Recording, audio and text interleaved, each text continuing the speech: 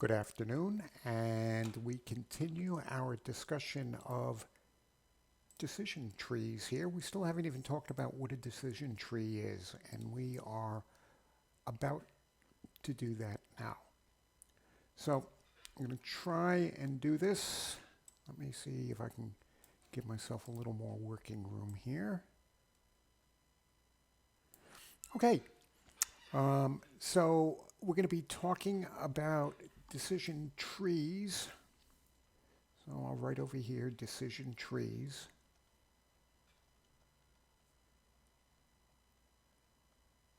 And here's what I want to do. It's going to start off looking very similar to what we did with one rule. I'm going to come over here and I'm going to look at this variable called outlook.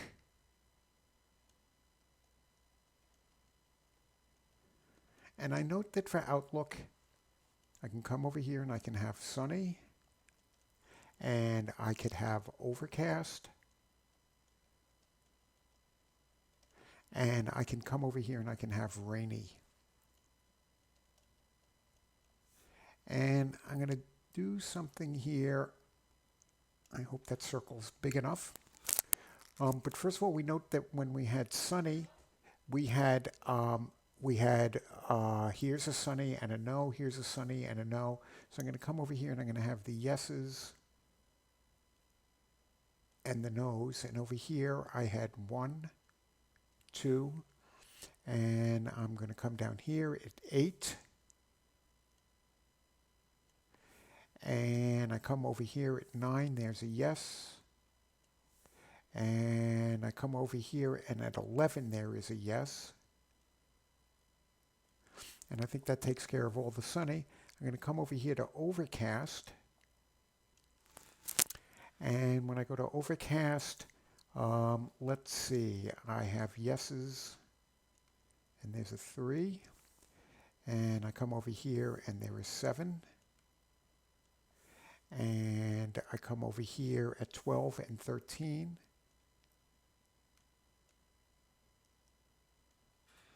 And they're all yeses. And I come over here to rainy. And when it's rainy, I have a yes. And here is a 4. And here is a rainy 5. And 6 is a no. And let's see, 10 is a yes. And let's see, one more, 14 is a no. So first of all, we notice a couple of things here. We notice that for sunny, there are some yeses and for some no's. And for rainy, there are some yeses and some no's. But we notice that for overcast, there are all yeses. This node right over here is what's called a pure node.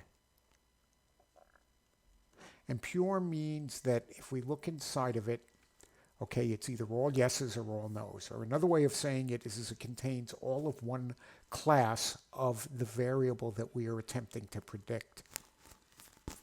Now I come over here to sunny and I go, well, there's some yeses and there are some no's. What I need to do now is I'm going to pick another variable. So I see this thing right next to it, temperature. So let's come over here and now let's say temperature. And temperature can be hot, mild, or cool.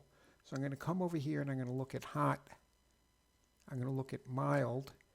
And I'm going to look at cool. But I'm only looking at these 5 instances over here. So if I look at, let's see, instance number 1, that was sunny, hot, and no. So that means over here, under no, there's 1. And now I'm going to look at instance number 2, and that's sunny, hot, and no. So that also includes instance number 2. And I am going to look at instance number 8, and that's sunny, and that is mild, and that is no. So I come over here, and here is a no, and that's number 8. And I'm going to look at number 9, and that's sunny, cool, and yes. So here I've got a yes for number 9. And now I'm going to look at 11. And 11, I've got sunny, mild, and yes. So I come over here, and here's a yes at 11. So notice over here, I have a pure node. And over here, I have a pure node. And I think you can see that what the goal of this process is going to be. Hopefully, and that's a big if, you don't know if it's going to happen, you want to ultimately get to all pure nodes down here. So there's a pure node here, there's a pure node here, and there's a pure node here. Now notice over here, I've got a yes on 11, I've got a no on 8, I've used sunny and I've used temperature. What happens if over here now I use humidity? Well, humidity can be high or normal. And I just have to look at number 8 and number 11. So if I come over here at 8, under high, I get a no.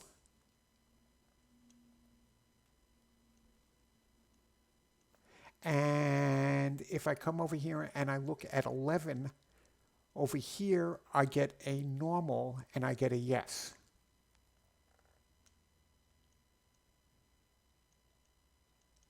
So now this is a pure node. And this is a pure node. So I've got pure, pure, pure, pure, pure. This is great. Now I've got to take care of rainy.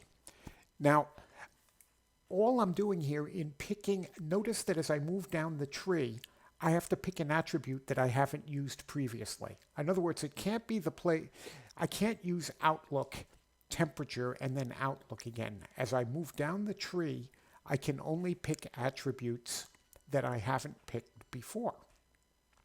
The goal is to get to pure nodes. Now, the order that I pick these in is completely random, okay? In this particular example, I wanted to work from left to right, okay? Again, I have to come over here to rainy, and I would have to pick some attribute. So maybe I'm going to pick temperature. I don't know. Maybe I'm going to pick humidity. But here's the point that I want to make. Let's do something else here now.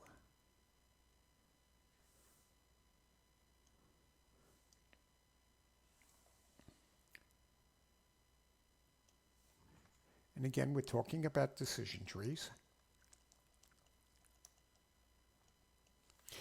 Instead of picking outlook, why don't we start with windy? And windy can either be false or it can be true. And if I come over here, here are the yeses, here are the nos, here are the yeses, here are the nos. So first of all, when I come over here, when I'm looking at the false, I get one no, and that's for number 1. And over here, I get one yes, that's for 3. And over here, I get a yes for 4. And I'm looking over here, and I get a yes for 5. And let's see, I come down here, and I get a no for 8. And I get a yes for 9. And I get a yes for 10. And let's see, that's a false. And over here, I get a yes for 13. Okay, so notice what happened over here. 1, 2, 3, 4, 5, 6, 7, 8. Okay, this seemed to split them pretty well. Now, when I come over here and I look at true, I get a no for 2. And I come over here and I get a no for 6. And I get a yes for 7. And I come down here and I get a yes for 11. And I get a yes for 12. And I get a no for 14. So first of all, I hope I have 1, 2, 3, 4, 5, 6, 7, 8, 9, 10, 11, 12, 13, 14. Okay? So here's the way that they split up over here. And then maybe what can happen over here is, over here I pick humidity.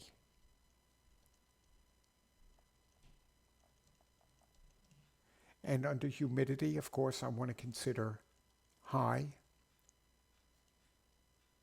normal. Oh, this is just high and normal. Okay. So, for example, if I come over here, if I look at 1 and 8, the humidity is high, and here the humidity is high. Okay, so over here, okay, for normal, I get 1 and 8. And I can go through all of these other ones, and you can see that I'm going to get a different decision tree. Now, there is a question here. And the question is will I always get pure nodes? And the answer is no. And sometimes that's okay, sometimes that isn't okay. A lot of times, if we get all the way down to the bottom, if we've used up all of the attributes and we don't have pure nodes, then what we do is we go ahead and we just apply a majority rule down there for the yeses or nos. But the other thing to note is that the point that I'm trying to make with this exercise here is that I may get pure nodes, but I may get lots of different trees that will give me pure nodes. In other words, here's a tree right here that started with windy, and here's a decision tree here that started with outlook.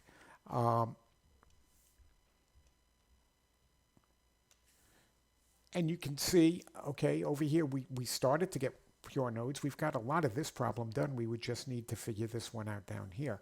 Now, these do lead to rules. And I want you to note what the rules look like. So the rule says, like over here, if outlook equals sunny, and then I come down here and temperature equals high,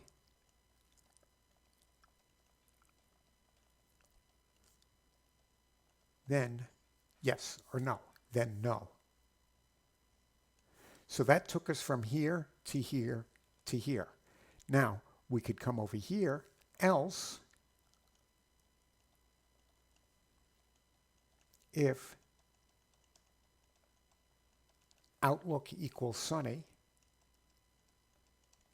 and, so now I'm over here, and temperature equals medium.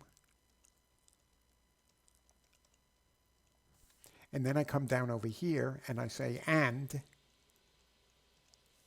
humidity equals high.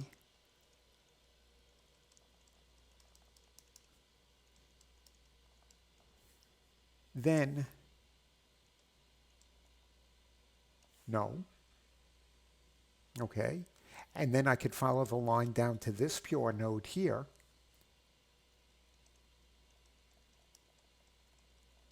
If outlook equals sunny and temperature equals medium and humidity equals normal, then yes. Okay. Likewise, we could follow it down here. So this should be else, this should be else, else. And you can see we're getting these very long rules, okay? In these cases, we're getting down to the pure nodes. Of course, over here, we would have this else if outlook equals overcast.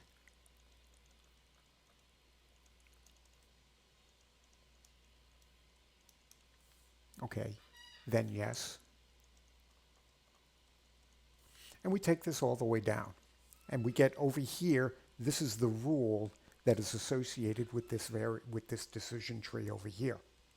Okay?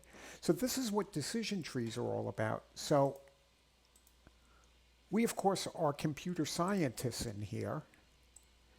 And we are always concerned with efficiency. So the big research question is,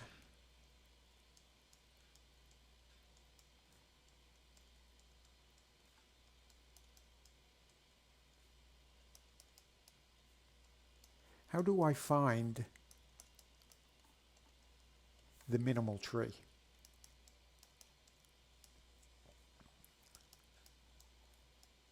And of course, then the question is,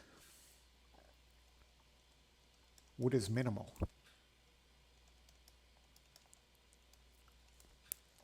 And the answer to this is the shortest tree. So in other words, if I have one tree that looks like this,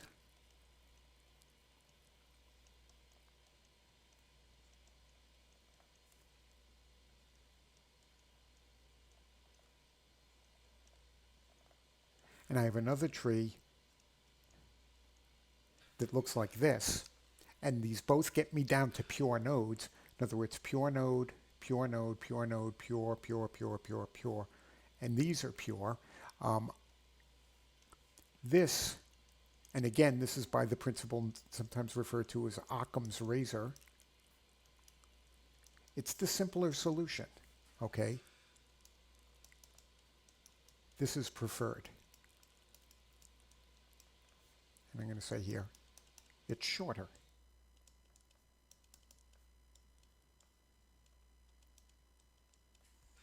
So the question is how do you find the shortest tree?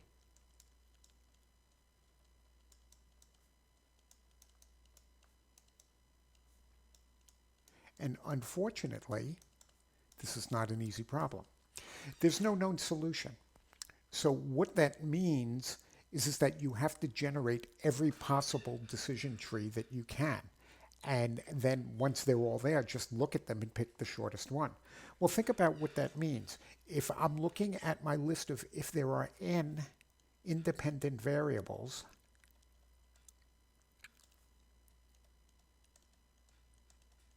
there are n ways to pick the first variable, and then there are actually n minus 1 ways to pick the second one, and then n minus 2 to pick the third one, all the way down there. And of course, this is equal to n factorial,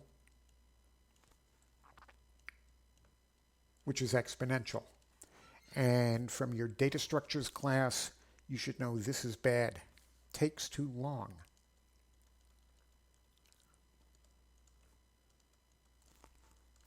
So is there any hope? And the answer is yes.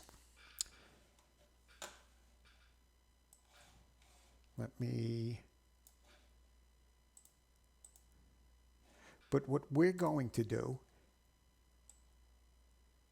is we're going to come up with a heuristic.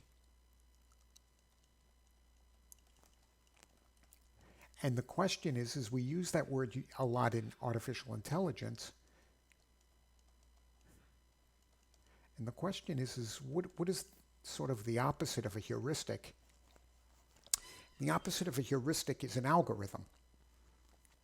Okay, so the point about a heuristic is, well, first we should talk about what an algorithm is.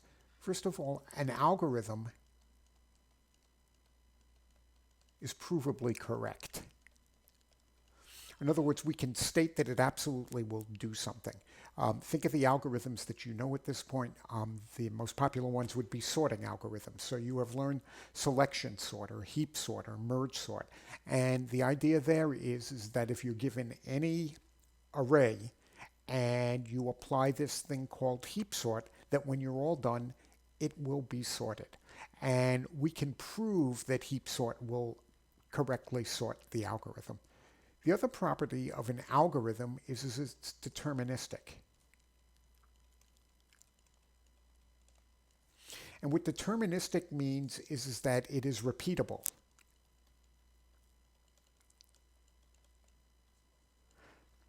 Okay, I apply the same algorithm to the same input over and over and over again. I'm always going to get the same result. Now, heuristics are really easy, okay? Heuristics basically say the following. I can't prove that they do anything.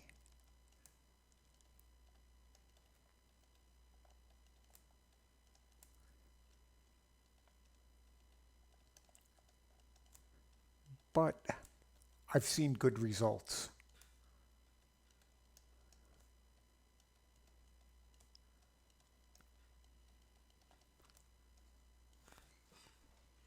Well, that may seem very wishy-washy to you because there's no metrics here that that you're comparing or assigning a number to. Nonetheless, these things are very useful. Now remember, the problem that we're trying to solve here has complexity 2 to the n. And in general, if n is even moderately sized, we just don't have time to do this. Well, what we can say is we have this heuristic, and this heuristic is sometimes referred to as ID3, or we could say that it is entropy based, or it's actually based on entropy, and we'll define all of these terms.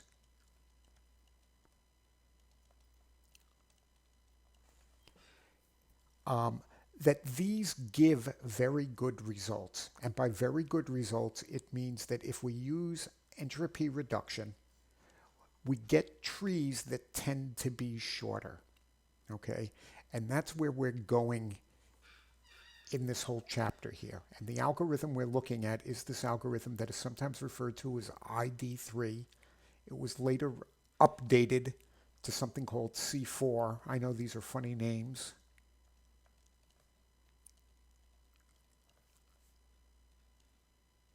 So we'll draw a little smiley face like that. But we can even sort of, let me see if I can find the proper, no I can't. So I'll draw it. Give me one moment, please.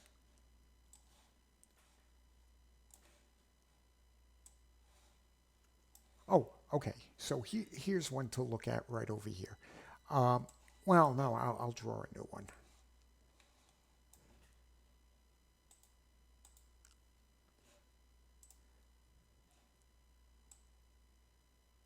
Consider the following.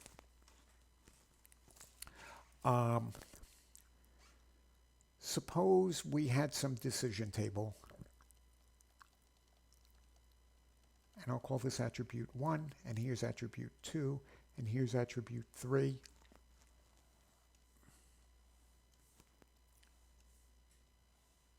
And here is the outcome. And let's suppose attribute 1 there are 2 possible outcomes here.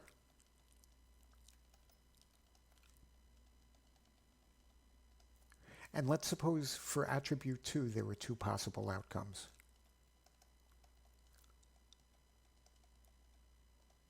In fact, I don't care for attribute. And let's suppose over here, let's suppose that this is Boolean. So there are 2 possible outcomes here. It's yes and no. And let's suppose that there are a total of 20 rows here. So let's come over here and let's split on attribute 1. And when I look at attribute 1, I'm going to come over here and I'm going to say here's val 1 and over here is val 2. And when I come down over here and I look at this, and I would say, well, what would happen over here is let's suppose over here there were 6 yeses and there were 4 no's. And over here, let's suppose there were 4 yeses and there were 6 no's. Let's suppose this has 2 possible outcomes too. This will really be good now. So now I come over here and I look at attribute 2.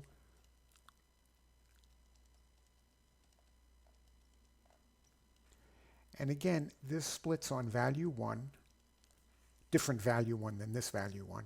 And I come over here and this is on value 2.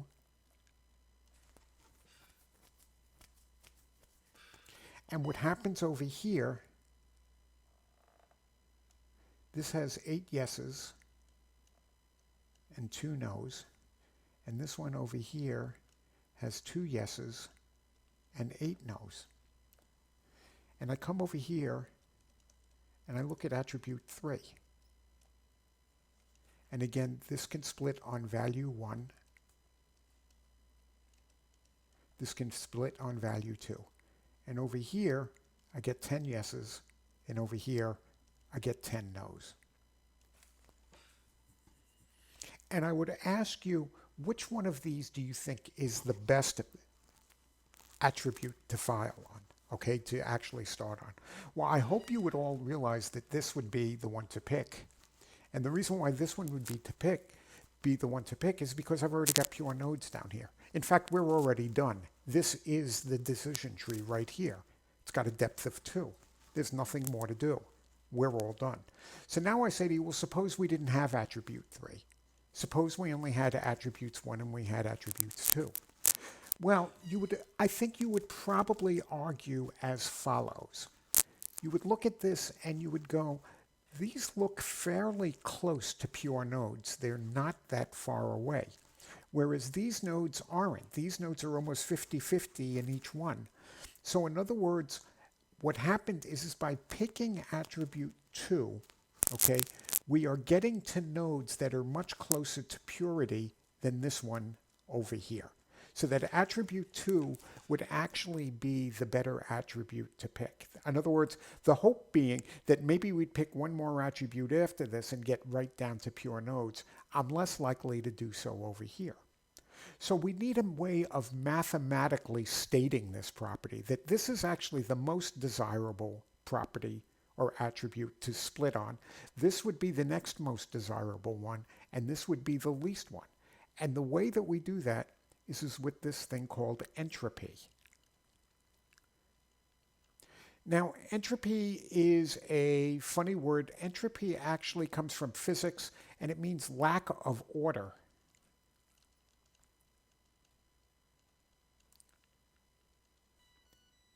And again, the idea is we'd look at this and we'd say there's a lot of order here. And here we would say there's less order. And here we'd say there's very little order. There's more entropy here than there is over here. Now, the other way that I like to explain entropy when I'm introducing this concept to students is I say, okay, let's go ahead and we're going to gamble. We're going to the betting parlor. And there are 3 different games that you can play here. Now, on one thing, what you have to do is you have to play a game and you're going to bet on the outcome. So there's game 1. And game 1 is roll up fair die.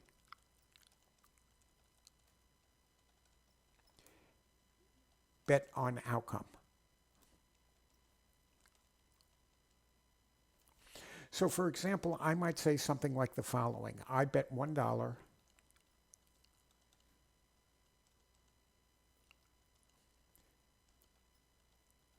that I roll a 6. And again, you would all do some calculations here and you would say the probability of winning is equal to 1/6. If it's a fair die, the probability of any one particular outcome is 1/6. So I have a 1/6 chance of winning. So here's game number 2. I'm going to say toss a fair coin. Okay, and bet on outcome.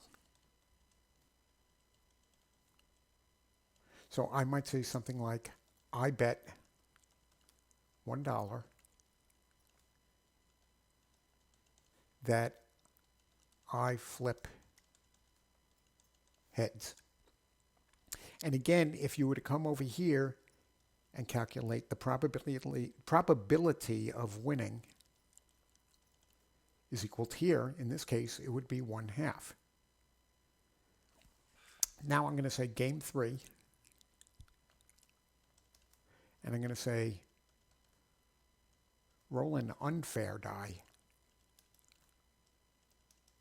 Bet on outcome.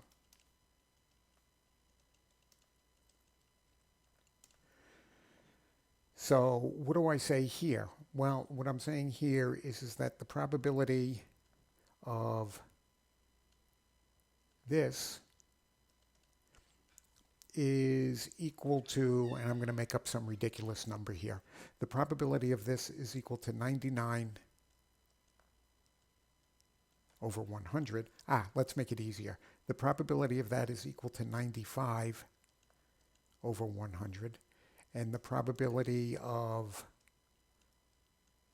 this is equal to 1 over 100, which is equal to the probability of this, which is equal to all the way up to the probability of all the other possibilities. Okay, these are each equal to 1/100th, that's 95 1/100ths. So what am I going to do? I'm going to say I bet $1 on this. Okay, and the probability of a win here is equal to 95 over 100. So I say you walk into the betting parlor and you're allowed to play one of these three games. Which game are you going to play? Well, I think you would all say, I'm going to play this one right over here. And then I say to you, oh, we're closing that game down. Which game do you want to play? Well, you'd say, I want to play this game here. Okay, so the idea here is what you're looking at is you're looking at these three different experiments here and you're saying which one has the most entropy, which one has the least entropy. And of course you want to bet on the game where there's the least entropy because it's the easiest to predict the outcome. So there is the least amount of entropy in this game over here. Okay, there is more entropy in this, but there is the most entropy in this game right over here.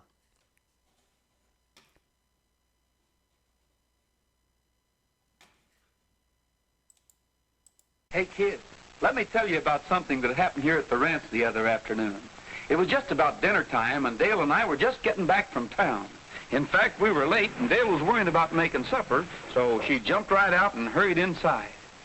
And when she got inside the kitchen, she found all the kids making dessert with Jell-O instant pudding.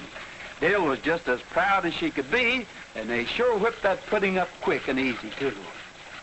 You know, with Jell-O instant pudding, you just empty the package into a bowl that has some cold milk in it, and then you beat it up.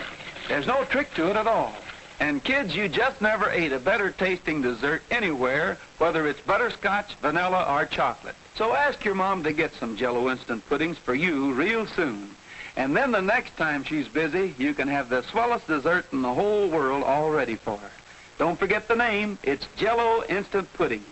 And now, how about singing the Jell-O Instant Pudding song with us? You ready? Sure are. Okay, here we go. Oh, it's never too late to make dessert with Jell-O Instant Pudding. So get the busy day dessert. Jell-O Instant Pudding. It's so easy a kid can make dessert With Jell-O Instant Pudding. So get the busy day dessert. Jell-O Instant Pudding. Yep, you get some Jell-O Instant Puddings in all three flavors. Vanilla, chocolate, and butterscotch. They're good. Okay, so we were talking about entropy.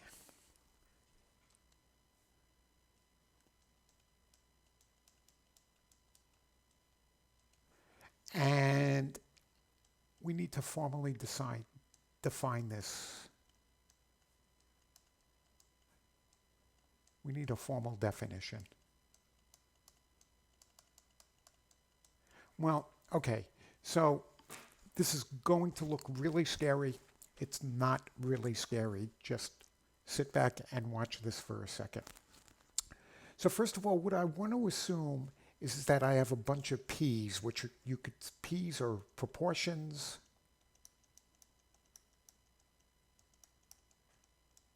If you want to, you could think of them as probabilities. So I've got some P1, P2, P3, all the way up to some PK. And it's the case that if I sum them all up, they're equal to 1.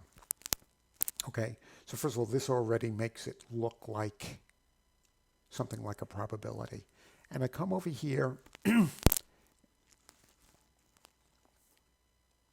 I go, what is this? So first of all, you need to know that H means entropy. That comes from physics. Don't ask me why they use the letter H, but they do. And here is the part that's going to look scary. That is equal to minus the summation over I of p sub I log to the base 2 of p sub I.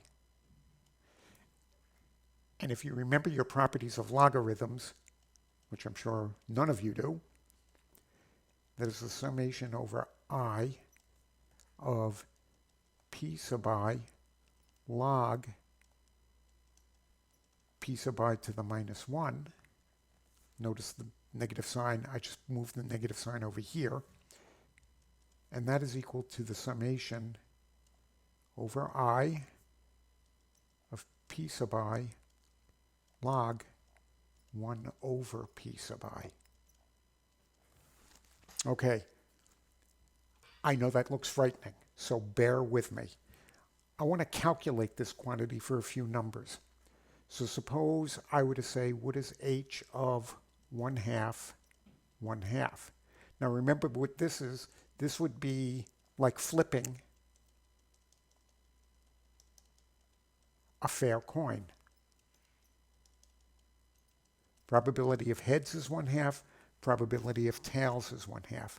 According to this formula, that is equal to 1/2 log of 1 over 1/2 plus 1/2 log 1 over 1/2. Well, that's just equal to 1/2 log base 2 of 2 plus 1/2 log base 2 of 2. This is all log base 2. Log base 2 of 2 is 1, so this over here is just equal to 1/2 times 1 plus 1/2 times 1, and that's just equal to 1. Everybody okay with that? Let's consider another example here. Suppose I were to talk about h of 1/4, 1/4, 1/4, 1/4. Now, h of 1/4, this would be like doing an experiment where there were 4 different outcomes, and the outcome of each one is 1/4. So I think you would agree there is more entropy in this than there is in this. Well, again, you can see that what this is going to equal, each one of the terms is going to be 1/4 times log of 1 over 1 over 1/4. And there are going to be 4 of these, because each term has one of these. So it's going to be 4 times this whole thing. And that's equal to 4 times 1/4 of log. And when I come over here, it's going to be that. Now, log base 2 of 4 is 2, and 4 times 1/4 is 1, so this whole thing is 2. Notice that this number here is bigger than this number here, which says there is more entropy in this than there is in this. If I were to come over here and say, what is h of 1/8, 1/8, 1/8, 1/8, where there are 8 of these, well, that's just going to equal 8 times 1/8 log of 1 over 1/8, which is equal to 8 times 1/8 log to the base 2 of 8. Well, the 8 and the 1/8 cancel each other out. Log base 2 of 8 is equal to 3. So the entropy here is 3. So I want you to notice something. When we talked about rolling the die, that's h of 1/6, 1/6, 3, 4, 5, 6. Well, that gives me some messy number here. That's 6 times 1/6 log base 2 of 6. I don't know how to compute that. I'd need to pull out my calculator. But I do note that this much. I know that this number is in between these two numbers. Okay, so basically h of 1/6 is less than or equal to 3, and it's greater than or equal to 2. Okay, it's some number in between there. Now remember, we said the probability of flipping the coin being 1/2, we got an entropy of here. So notice that the entropy of flipping a fair coin is 1. The entropy of rolling a fair die is somewhere between 2 and 3. I'm going to go with the thing with less entropy. Remember, less entropy means more regular. Okay? So what we're going to be doing with this, and I'm going to finish up this video shortly,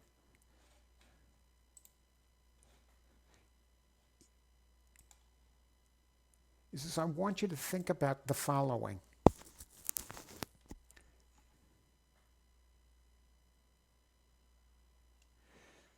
Suppose I have a node here, and suppose there are 5 yeses here, and there are 5 no's. And I pick some attribute here, and this attribute goes 4 yeses and 1 no. And for this value here, it goes 1 yes and 4 no's. And I'm going to call this attribute A. And I come over and I consider the same population over here, 5 yeses and 5 no's. And I come over here and I say, well, let's pick attribute B. And over here, it gives me 3 yeses and 2 no's. And over here, it gives me 2 yeses and 3 no's. Now, the way that I'm going to decide which one of these things to pick is first of all, what I'm going to do over here is I'm going to calculate what is the entropy in here. Well, the entropy over here, notice that there are a total of 10 elements in here, and there are 5 yeses and there are 5 no's. So over here, the entropy is h of 5 over 10, 5 over 10, which of course is just equal to the h of 1/2, 1/2, which we figured out before is equal to 1. So in both of these, the entropy here is 1. Now when I come over here, notice there are 4 yeses and there's 1 no. So the probability of a yes is 4 out of 5, and the probability of a no is 1 out of 5. So I want to calculate the entropy of that. So it's going to be 4/5 times the log of 5/4 plus 1/5 times the log of 5. That is the entropy in this node over here. When I come over here, what is the entropy in this node? Well, notice that I've got 1 yes and 4 no's, so this is h of 1/5, 4/5. And the entropy of this over here is going to be 1/5 log of 5 plus 4/5 log of 5/4. Yes, it happens to be the same number as this one right over here. Okay? But we could go ahead and calculate that. Now when I come over here and I look at this, well, notice there are 3 yeses out of 5 and there are 2 no's out of 5. So this is going to be h of 3/5, 2/5. And this over here is going to be h of 2/5, 3/5. Okay? And again, we know how to calculate this now. This is 3/5 log 5 over 3 plus 2/5 log 5 over 2. And likewise over here, it's going to be 2/5 log 5 over 2 plus 3/5 log 5 over 3. Okay? Now the thing that you can see, again, if you have trouble with the technical stuff, think about which one of these would you rather bet on. Would you rather bet on a coin that has 3/5 chance of heads and 2/5 chance of tails? Or would you rather bet on a game where it's 4/5 probability of 4/5 of heads and 1/5 of tails. I think you would pick this one right here. That's another way of saying that there's less entropy over here than there is over here. Okay, which is another way of saying that we prefer this attribute over here for splitting this up than to this attribute over here. Now, we're going to have to get a little bit more detailed in that in the next video, but that's basically the idea of the algorithm.